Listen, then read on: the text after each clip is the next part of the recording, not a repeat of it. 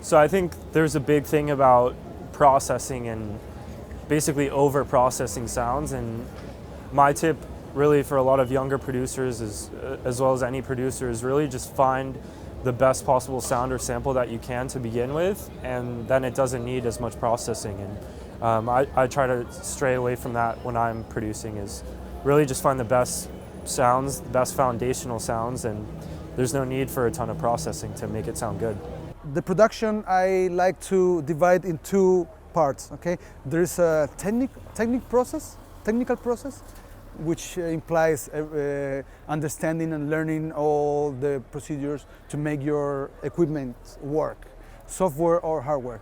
And then there's the creative process. Okay, so on the technical process, I don't really like to give much advice because this is something that you have to develop on your own in the studio, tweaking stuff, and then you discover things. But I like to always give advice on the creative process, because you can be very good in the technical process, but if you don't develop the creative process, very probably you will not deliver tracks.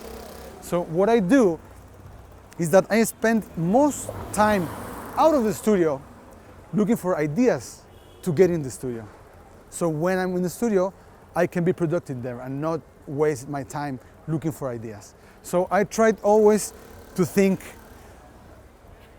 of what I want to produce. I try to think of a track, and I try to think of what's not the message, but what's the hook of the track, and create this before going in the studio. So when I'm there, I put it in work.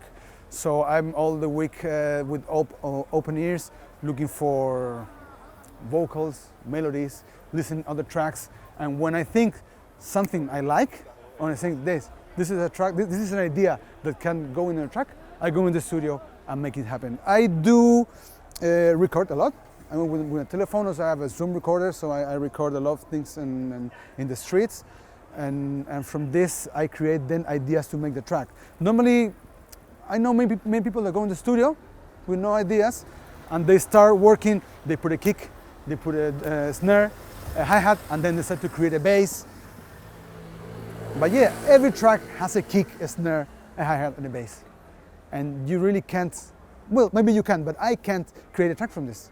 I need to develop the other thing first. So I would say that the tip that I would give to people that want to go maybe faster in the studio is that at the side of developing your technical skills, go in the creative side and have an idea or come with an idea before going in the studio.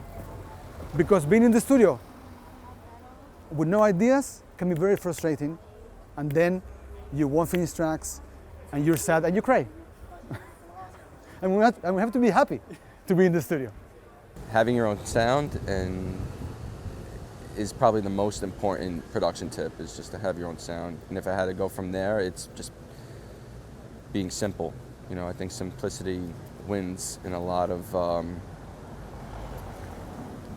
just in music in general, I think simplicity wins. If you listen to some of the greatest artists that have ever written music, it's always something simple that stays in your head. So those would be my two options.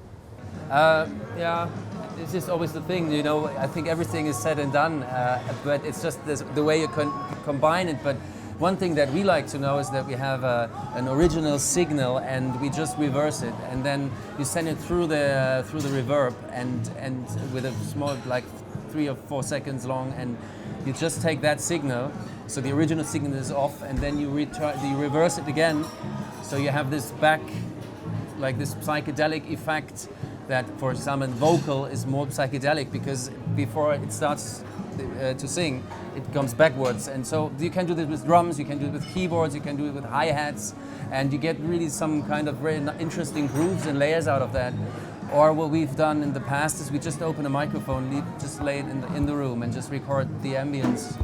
And then we take a drum loop and just trigger this ambience, which gives the loop kind of a dirtiness or like an atmosphere. So these are the little tricks and things that you find out over the years. But as I said, so everything is done and everything But it's probably the combination, and sometimes to forget about things, and sometimes I read an article about it from a guy, and he said, "Oh yes, I did this in the past, but I completely forgot about it." So there are so many things you can do nowadays. Honestly, as simple as it is, finding a good kick. The kick's like the backbone of every track, and I think I've done this many times. I've made a whole track and it sounds good, the mix is fine, but there's something is not right, or you can't get the mix as loud as you want it, and it honestly most of the time will come back. Obviously, if you've EQ'd enough, it will come back down to an actual good kick sample. Sometimes I used to layer kicks, having like I've done like 4 layer kicks sometimes with like 2 mids and a top and a bass, but honestly, and I'm all for layering, but I've more recently kind of just moved towards a good sample is a good sample, and it can really drastically change the mix of your track. And I was gonna say that led up to my next point, like the mix, keeping the mix super tight. I think I would like rather listen to a track that's kind of boring but sounds really nice than a track that's like super complicated but it doesn't pump or hit hard. So yeah, I guess having the right kick and keeping the mix nice from like when you first started learning how to produce. Yo creo que es una pregunta muy difícil porque hay un montón de estilos musicales diferentes y un montón de sensaciones diferentes que uno quiere transmitir, y en un segundo no se puede explicar un super truco de mezcla, porque acá no existe la magia realmente. Yo no puedo decir, utiliza tanta compresión en tal momento y si justo tu canción en ese momento o el sonido no era exacto. Entonces yo creo que más que un tip específico así, lo que puedo decir es que intenten descentrarse en la calidad de sus sonidos, que como la gente dice muchas veces, menos es más, y no intentar de todo el tiempo pensar que necesita más capas, más capas, más capas, más capas, más capas, sino intentar de mantener la menor cantidad posible con la mayor calidad. Y creo que es la forma más fácil de transmitir la música hoy en día. So a lot of people ask me like, what's your master chain? That's always like the big question. I feel like the PSP Vintage Warmer is like the one plugin that like changes the whole mastering chain for me. So if you guys are looking for a good mastering plugin, PSP Vintage Warmer is definitely one. It's super easy to like make your mix a lot warmer. I wouldn't say it's about loudness, it's just like making the track super big, super warm, and getting it ready to like achieve that loudness that you want. PSP Vintage Warmer is way to go for me.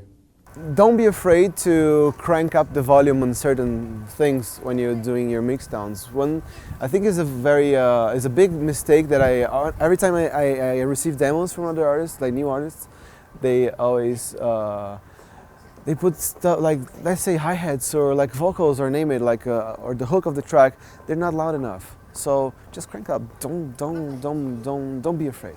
Don't be afraid to experience, to try.